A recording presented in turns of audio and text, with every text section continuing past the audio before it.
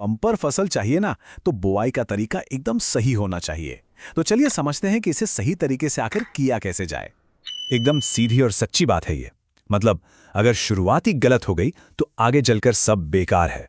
फसल की कामयाबी की जो नींव है ना, वो बुआई के टाइम पर ही रखी जाती है। ये आंकड़ा सच में चौंकाने वाला है। जरा सोचिए, लगभग 90% किसान, जी हां 90% किसान सरसों की खेती में कुछ ना कुछ बड़ी गलतियां कर बैठते हैं। और सबसे आम गलतियां कौन सी हैं? या तो बीज बहुत ज्यादा डाल देना, या फिर बुआई के लिए गलत समय चुन लेना। लेकिन अच्छी बात यह है कि अगर हम इन गलतियों को सुधार लें, अगर सही तरीके अपनाएं, तो पैदावार सीधी सीधी 20 से 30% तक बढ़ सकती है। अब सोचिए यह कितना बड़ा फर्क है।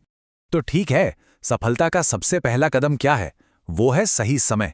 फसल की अच्छी सेहत और बम्पर पैदावार के लिए बुआई का सही समय चुनना, भाई ये तो सबसे जरूरी है। चलिए इसको थोड़ा और गहराई से समझते हैं। तो फिर सरसों बोने का सबसे बढ़िया टाइम है कौन सा? देखिए, 15 अक्टूबर से लेकर 5 नवंबर के बीच का जो टाइम है ना, वो एकदम परफेक्ट है। इस टाइम पर क्या होता है, बीज आसानी से उगता है और पौधा भी बढ़िया ग्रोथ पकड़ता है। अच्छा, मान लीजिए ये टाइम निकल गया तो क्या होगा? अगर जल्दी बुआई कर दी तो कीड़े और बीमारियों का खतरा बढ़ जाएगा, और अगर देर कर दी तो फिर पैदावार में भारी गिरावट आती है। इसीलिए कहते हैं सही समय पर बुआई करना ही समझदारी है। चलिए, समय की बात तो हो गई, अब आते हैं अगले जरूरी कदम पर, और यह है बीज की सही मात्रा। एक ऐसी चीज जिसमें बहुत से किसान भाई गलती कर जाते हैं।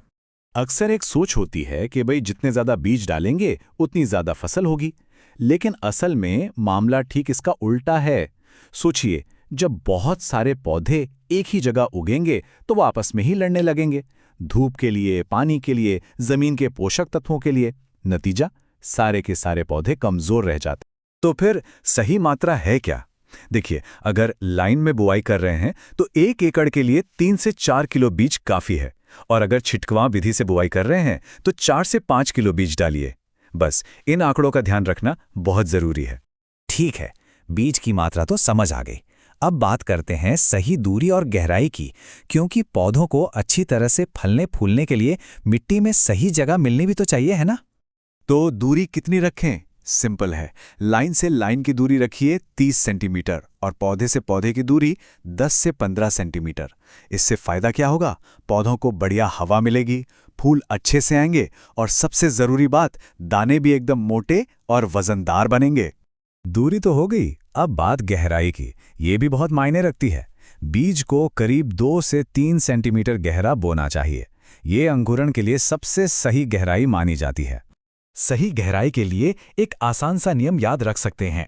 बीज इतना ऊपर ना हो कि वो जमीन पर दिखाई दे, और इतना गहरा भी ना हो कि बेचारा बाहर ही ना निकल पाए।